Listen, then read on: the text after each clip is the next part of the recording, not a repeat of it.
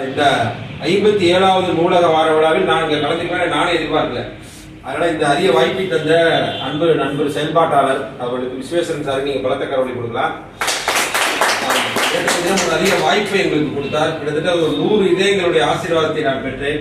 ஆமா, இந்த ஆண்டுக்கே நான் பெற்ற பெரிய வரமாக 100 திருக்கோயில்களுக்கு சென்ற அந்த பாக்கியம் எனக்கு கிடைத்தது. ஏன்னா 108ன்னு சொல்லுவாங்க, இதெல்லாம் 100 எனக்கு கிடைச்சிருக்கு. ஆமா, பொதுவாக திருச்சிராப்பள்ளி என்பது எந்த மாவட்டத்துக்கும் கிடைக்காத பெருமை இந்த மாவட்டத்துக்கு எப்பயுமே உண்டு. அதனால பொதுவாக சொல்லுவாங்க, எல்லா மாவட்டத்திலும் பிறக்கிற பிள்ளைகளை விட இந்த திருச்சிராப்பள்ளியில் பிறக்கிற பிள்ளைகள் அறிவாளியாகவே இருப்பார்கள். ஏன்னா அங்க பிறக்கும் பொழுதே பள்ளி அப்படிங்கிற சொல்லு இருக்கு அப்படின்னு சொல்லுவாங்க. பள்ளிக்கூடத்திலே பிறக்கிற ஒரே ஊரு இந்த ஊரு தான் அப்படின்னு சொல்லுவாங்க. அந்த அளவுக்கு எஜுகேஷன் ஹப்பா இருக்குது. ஏன்னா மகாத்மா காந்தி ஒரு முதல் முறையாக இங்க கிட்டத்தட்ட பாத்தீங்கன்னா திருச்சிக்கு ஒரு 6 முறை பயணித்திருக்கிறார். மகாத்மா காந்தி வந்த பொழுதே இது மாநகராட்சியா இருந்தது 1925லயே. அப்ப செப்டம்பர் 25ல வர்றாரு. அப்பயே இது மாநகராட்சியா இருந்து நம்முடைய நங்கவரம் பண்ணை அவரை வரவேற்று போனார். இது அன்னைக்கு இருந்த நம்மளுடைய தேவர் மன்றமா இருந்த ரத்தினவேல் தேவர். அதுக்கு பிறகு 46களில் வந்த பொழுது தொடர்வண்டி நிலையத்துல கிட்டத்தட்ட 2 லட்சம் பேர் கூடி மகாத்மா காந்தியுடைய கூட்டத்தை வரவேற்று கூட்டத்தை பார்த்தது.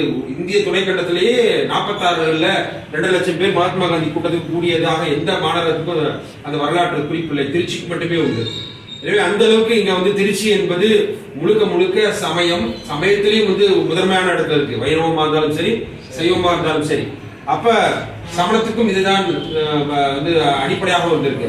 அப்ப இந்த மலை இருக்கு, இன்னைக்கும் பல மில்லியன் ஆண்டுகள் மூத்த மலை. அதுதான் அதை பத்தியான சங்க இலக்கிய குறிப்புகளை நீங்க பார்க்க முடியும். அப்ப அதே போல நமக்கு இன்னும் மிக முதன்மையானது இந்த மாநகரத்துக்கு மிகப்பெரிய உயிர்ப்பே நமக்கு இருக்கிற பொன் வளம் கொளிக்கிற இந்த நிலம். அப்ப இந்த பொன் போன்ற பொன்னை விடவும் வலிமையான இங்க இருக்கின்ற கல்வியாளர் ரொம்ப முதன்மையானவர்கள். அந்த கல்விதான் இன்று வரை யோசிச்சு பாருங்க. 100 ஆண்டுகளுக்கு முன்னாலேயே நம்ம ஊர்ல கல்லூரி, பிஷப் கல்லூரி, பிஷப் ஸ்கூலு, அதுக்கப்புறம் வளனார், இப்படின்னு ஒரு நீண்ட நெடிய பாரம்பரியம் இருக்கு திருச்சியில ஏராளமான கல்லூரிகள், நூற்றாண்டு கடந்த கல்லூரிகள்.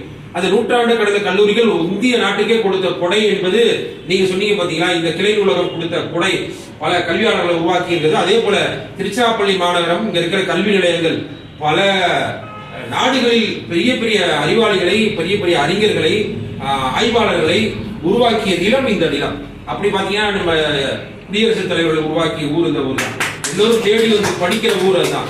இன்னைக்கும் பாதுகாப்பாக இருக்கக்கூடிய ஊரு, எந்த பதற்றமும் இல்லாத ஊரு, எந்த சாதி சமய பூசல்கள் அற்ற ஒரு நிலம், ஒரு மாவட்டம் தான் அது திருச்சிராப்பள்ளி மாவட்டம் என்பதற்கு அடிப்படை காரணம் இங்க இருக்கின்ற கல்விதான். அந்த கல்வியை கொடுத்து கொண்டே இருக்கின்ற இந்த தாய் காவிரி தான். அப்ப இந்த நிலத்தில் நீங்க மாவட்டம் நீங்க சொல்லும்போது எனக்கு தகவல் தெரிஞ்சது. 142 கிளை நூலகங்கள்ல கிட்டத்தட்ட 130 இயங்கவே இல்லை அப்படிங்கிறது. வாசகர் வட்டம் இயங்கல அப்படிங்கிறது. அப்படின்னா வாசகர் வட்டத்தை நாம் பரப்ப வேண்டிய தேவை நமக்கு இருக்கு.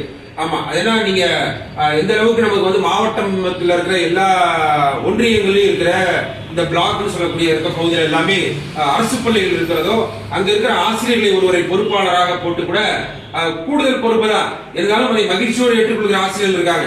இன்னைக்கு இந்த அறிவியல் இயக்கம் எல்லா பக்கமும் பரவலாகிடுச்சு. அப்புறம் வான்மண்டல அறிவியல் இயக்கமும் பரவலாகிடுச்சு. எல்லோரும் இன்னைக்கு பாத்தீங்கன்னா நம்ம அண்ணா கோலாகத்துக்கு வர ஆரம்பிச்சிட்டாங்க. அப்படி இந்த வாசகர் வட்டத்தையும் அந்தந்த பகுதி பிளாக்ல இருக்கிற வட்டார வளமைய அலுவலர்கள், அதே போல வட்டார கல்வி அலுவலர்கள், அங்க இருக்கிற ஒவ்வொரு பள்ளிக்கூடத்தில் இருக்கிற தலைமை ஆசிரியர், ஒரு ஆசிரியர் ஆர்வமுள்ள யாராவது ஒருத்தர் இருப்பாங்க. சார் நம்ம விஸ்வேஸ்வரன் சார் மாதிரியும் எங்களை போல சும்மா சுத்திக்கிட்டே இருக்கிற சில பேர் அப்படிதான் எங்களுக்கு பேரு, இவங்களுக்கெல்லாம் வேலை இல்லாம சுத்திட்டு இருக்காங்க அப்படின்னு. அதனால இவர்களை போல அங்க இருக்கிற ஆர்வமுள்ள ஆசிரியர்களை ஒருவரை பொறுப்பாக கொண்டு இந்த வாசகர் வட்டத்தையும் அந்த அரசு பிள்ளை அடிச்சோன்னு வச்சுக்கிறேன். கட்டாயம் ஆகச்சிறந்த கதை சொல்லிகள், ஆகச்சிறந்த படைப்பாளிகள், ஆகச்சிறந்த சிறார் பாடல் பாடக்கூடியவர்கள், எழுத்தாளர்கள், இப்படி நிறைய படைப்பாளிகள் நிறைய வர முடியும். ஏன்னா அவர்களுக்கெல்லாம் ஒரு நூலகம் இருக்கிறதே இப்படி போறதுங்கிற ஒரு பண்பாடு சொல்லித்தரல. நம்ம பண்பாடு உலகம் போட்டுக்கிற பண்பாடு தான். நூலகத்துக்கு வரணும், இங்க வாசிக்கணும், எப்படி அடுக்கி வச்சிருக்காங்க, எப்படி அதை படிக்கணும், இப்படி என்னென்ன வரிசையெல்லாம் இருக்கு, இப்படி இதுக்கு போற ஒரு பண்பாடே நமக்கு சொல்லித்தர. நம்ம சொல்லித்தர பண்பாடெல்லாம் அதிகபட்சமா என்னன்னா திருவிழாவுக்கு போகலாம், இல்லைன்னா ஜவுளி கடைக்கு போகலாம், மாலுக்கு போகலாம், ஷாப்பிங் மால் போகலாம், இப்படியானதான் சொல்லப்பட்டது. அதுக்கப்புறம் தியேட்டர் சொல்லப்படுகிற திரை, சினிமா, ஆமா, கடை, நகை